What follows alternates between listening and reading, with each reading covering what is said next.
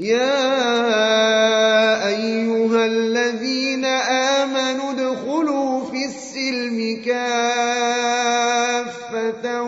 ولا تتبعوا خطوات الشيطان إنه لكم عدو مبين.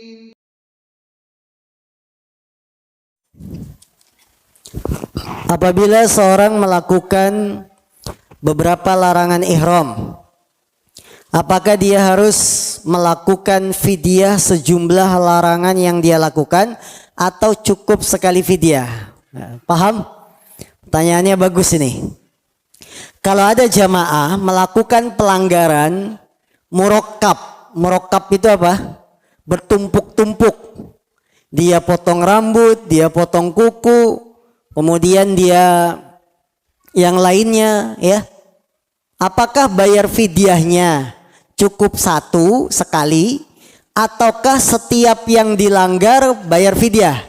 Saya potong kuku, potong rambut sama pakai penutup kepala 3, berarti 3 kambing. Ataukah cukup satu? Para ulama mengatakan dilihat yang paling besar fidyahnya. Seperti Ramadan. Seorang puasa Ramadan melanggar lebih dari 1 pelanggaran. Minum sengaja. Setelah minum, makan, ada kekuatan, berkumpul dengan istrinya. Dilihat pelanggarannya yang paling berat mana? Berkumpul dengan istri. Maka membayar fidyah karena berkumpul dengan istri sudah mewakili pelanggaran makan minum. Nah, cukup. Karena ini paling berat, ya. Larangan dalam puasa yang paling berat itu berkumpul dengan istri. Nomor 1, jima. Ini mewakili pelanggaran-pelanggaran lain. Nah, untuk ihram, apabila dia pelanggarannya sejenis, ya larangan-larangan ihram, maka cukup sekali fidyah saja. Ya ini, na'am, wallahu alam. Apa keutamaan shaf pertama? Keutamaan shaf pertama, yang pertama apa? Dia adalah anjuran yang sangat ditekankan oleh Nabi. Kata Rasulullah, andaikan manusia mengetahui keutamaan shaf pertama, niscaya mereka akan berlomba-lomba di shaf pertama. Berarti anjuran Rasul langsung yang menganjurkan. Keutamaan kedua, malaikat memuji, bersolawat, mendoakan orang-orang yang berada di shaf paling depan. Ya, ini keutamaan dari shaf pertama. Apa keutamaan membaca zikir setelah sholat maghrib dan subuh seperti la ilaha illallah wahdahu la syarikalah dan seterusnya? Keutamaannya karena mengikuti Nabi Muhammad SAW. Nabi kita yang mulia kalau selesai sholat subuh, zikir, maghrib membaca la ilaha illallahnya sebanyak 10 kali. Apa hikmahnya? Mencontoh Nabi. Itu hikmah pahala yang sangat besar. Cara merapatkan shaf yang benar itu seperti apa, Ustadz? Apa cuma nempel saja atau yang lainnya? Terus apa keutamanya? Cara merapatkan shaf, pundak ketemu pundak, tumit ketemu tumit. Nah, itu cara merapatkan shaf.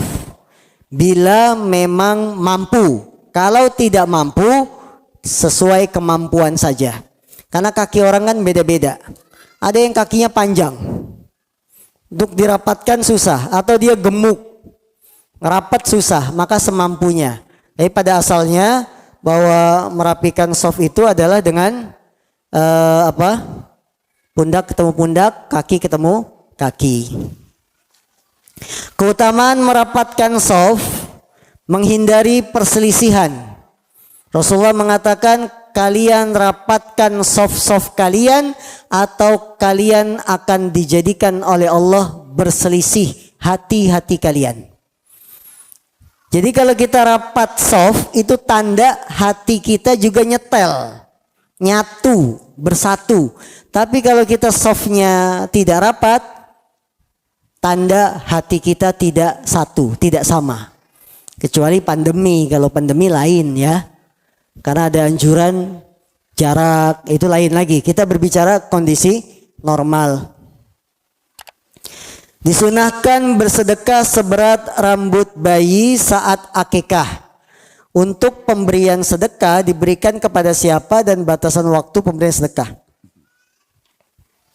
Apakah timbangan boleh dikira-kira? Pemberian sedekah rambut bayi yang baru lahir saat akikah dicukur mengikuti timbangan perak bukan emas. Jadi beratnya misalkan 0, sekian, 0, berapa rambut bayi itu kalau ditimbang? 0,1 gram. Tanya ke pasar 0,1 gram perak berapa harganya? Dia bilang 60.000, maka 60.000 itu kita sedekahkan. Jangan rambutnya yang disedekahin, jangan. Jadi sedekah rambut bayi saat akikah itu nilainya. Buat apa orang dikasih rambut bayi ya? Nilainya.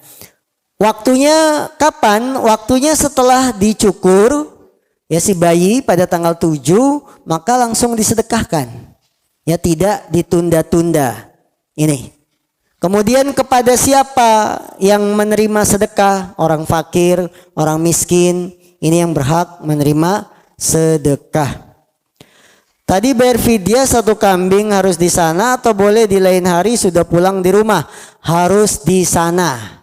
Jadi pelanggarannya kan di Mekah. Kita cukur rambutnya di Mekah. Maka kambing yang dipotong harus di sana. Kecuali pelaksanaan haji. Haji bagi yang tidak mampu potong kambing, dia hendaklah berpuasa 3 hari di Mekah, 3 hari kalau 7 hari kalau sudah sampai rumah. Jadi 10 hari totalnya. Bagi haji yang tidak mampu nyembelih kambing. Penjelasan tentang mohon penjelasan takziah disebut niat dan dijadikan dalil melakukan sebagian orang. Apa takbiyah? Takgi apa takbi nih? Hah? Takbiyah. Talbiyah. Oh, tal. Ini kalau tal itu L itu lurus. Kalau L-nya huruf besar lurus bawah. Tengah itu jangan dikasih cabang begini. Itu K namanya kan. Penjelasan talbiyah disebut sebagai niat dijadikan dalil melafadzkan niat oleh sebagian orang. Jawabnya iya, boleh melafadzkan niat cuma umroh sama haji. Kan cuma talbiyah. Sholat nggak boleh karena nggak ada. Yang disuruh ngucapin cuma apa? Umroh, haji. Udah itu doang. Boleh nggak ditarik-tarik? Sholat, mandi junub, wudu. Nggak boleh karena dalilnya cuma umroh haji. Maka ibadah itu tidak boleh kias.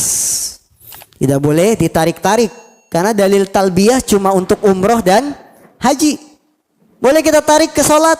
Jadi sholat boleh dong. Labbaika sholatan. Nggak bisa karena ini untuk umroh haji saja.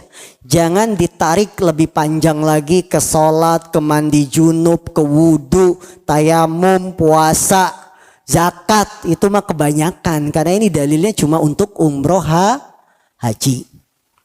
Kapan membayar fidyah? Saat melanggar larangan langsung bayar fidyah. Tidak boleh ditunda sampai pulang umroh. Tidak boleh. As-sadaqah tadfa'ul bala. Bukan hanya sedekah yang menolak musibah. Semua amalan juga menolak musibah. Barang siapa yang menjaga syariat Allah, maka Allah akan jaga. Ihfadhillaha yahfadka. Jagalah Allah, maka Allah akan menjagamu. Apa maksud menjaga Allah? Jagalah Allah. Maksudnya jaga agama Allah. Jaga syariat Allah. Salat dijaga, puasa dijaga, sedekah, umroh, haji, puasa, amalan-amalan lain dijaga. Kalau kita menjaga syariat-syariat Islam, Allah menjaga kita. Dijaga dari musibah, dijaga keluarganya, dijaga anaknya. Jadi bukan hanya sedekah saja. Semua perkara itu bisa menjaga diri kita dengan syarat kalau kita menjaga agama Allah. Maksud saya menyampaikan tadi di mukaddimah, jangan dikait-kaitkan gara-gara dia sedekah selamat. Buktinya pilot pesawat itu rajin sholat. Apakah kita berani bilang sholat tidak menjaga musibah gara-gara si pilot mati juga, tenggelam? Berani mengatakan begitu? Orang soleh tenggelam di laut padahal dia sholat. Berarti kita nggak usah sholat, sedekah saja, karena yang bisa mencegah musibah cuma sedekah. Begitu? Enggak. Orang yang memahami Islam dengan baik, dia akan katakan semua amal soleh pasti menjaga kita. Apakah Anda sholat, apakah Anda puasa, zakat. Kalau hanya dikhususkan sedekah, orang miskin dia tidak akan bisa mendapat keutamaan ini. Dia hanya bisa sholat. Dia bisa hanya doa pada Allah. Apakah kita katakan orang yang sholat tidak dijaga sama Allah? Tidak, dia juga dijaga. Ya, ini maksudnya. Jadi jangan membuat cerita-cerita yang bisa membangkitkan hati orang, ini sedekah begini. Tidak, orang sholat juga bisa dijaga. Tapi ingat, semuanya itu berjalan dengan takdir. Ya, bukan semata-mata karena sedekah dia selamat. Enggak, semuanya berjalan dengan takdir. Takdir Allah. Nah, apabila orang tua kita punya penyakit mah, asam lambung, tidak mampu puasa 1 bulan, bagaimana cara bayar fidyahnya? Kalau memang sakitnya yang tidak bisa diharapkan sembuh, maka baru bayar fidyah. Tapi kalau jenis penyakitnya masih bisa diharapkan sembuh, tidak boleh fidyah, dia harus ganti puasa. Penyakit asam lambung ini bisa diharapkan sembuh atau lama sembuhnya. Dalam kurun waktu setahun kira-kira bisa sembuh nggak asam lambung? Nggak bisa. Kalau nggak bisa baru bayar fidyah. Tapi kalau jenis penyakitnya masih bisa sembuh, jangan bayar fidyah. Bapak-bapak demam bulan Ramadan, demam 3 hari, tidak puasa. Hari keempat enakan, puasa. Maka 3 hari hutang, jangan dibayar pakai fidyah. Tapi bayarnya dengan puasa lagi setelah Ramadan selesai. Karena dia termasuk penyakit yang bisa sembuh. Yang fidyah itu untuk penyakit-penyakit yang tidak bisa sembuh. Itu baru bayar fidyah. Caranya bagaimana bayar fidyah? Kita 30 hari nggak puasa. Maka kumpulkan 30 orang miskin, kasih makan siang. Kasih makan malam, sekali saja, sekali makan. Pilih makan siang atau makan malam. Atau mau ringkas, beli nasi bungkus 30 bungkus, bagikan ke fakir miskin. Kalau repot ngundang orang ke rumah kan biasanya repot. Piring kotor, gelas harus banyak. Udahlah, simple. Nasi bungkus, tebarkan ke 30 orang miskin. Selesai. Ya, itu caranya. Mau mentah, mentah boleh. Beras. Mentah itu maksudnya beras, jangan uang. Karena kita disuruh memberi makan, bukan memberi uang. Bukan memberi uang, memberi makan. Beras, lauk mateng, sudah ada nasi, ada lauknya. Itu namanya memberi makan, bukan memberi uang. Nanti kan kita suruh, Pak Ustadz, saya kasih uang 20.000, suruh dia beli nasi bungkus. Siapa yang jamin kita kasih uang dia dibelikan nasi bungkus? Kalau dia belikan pulsa, rokok, tidak sah fidyahnya. Belum dianggap sudah bayar fidyah. Maka pastikan kita memberi makan, bukan memberi uang. Ya, demikian. Apa hukumnya menerima makanan dari perayaan agama lain Natal karena teman di PT bawa makanan setelah Natalan? Kalau yang memberikan makanan ini orang Kristen yang merayakan Natalan, maka kita tidak boleh ikut makan-makan bersama karena ini termasuk merayakan. Tapi kalau yang bawa makanan orang muslim, kebetulan dia bawanya habis Natalan, ditanya dulu, ini makanan dari pulang kampung dibawa ke PT atau karena dapat hadiah Natal. Nah, harap dibedakan. Kalau dia bilang ini saya bawa habis Natalan bukan karena saya Natalan ya, emang di rumah lagi banyak kelebihan makanan jadi saya bawa, halal. Ya jadi dilihat siapa ini yang membawa makanan. Apakah dia non muslim karena merayakan Natal, maka kita tidak boleh makan-makan bersama. Karena itu bentuk perayaan, bentuk persetujuan dengan perayaan Natalnya. Allahu a'lam. Subhanaka wa bihamdika asyhadu an la ilaha illa anta astaghfiruka wa atubu ilaik. Walhamdulillahirabbil alamin. Assalamualaikum warahmatullahi wabarakatuh.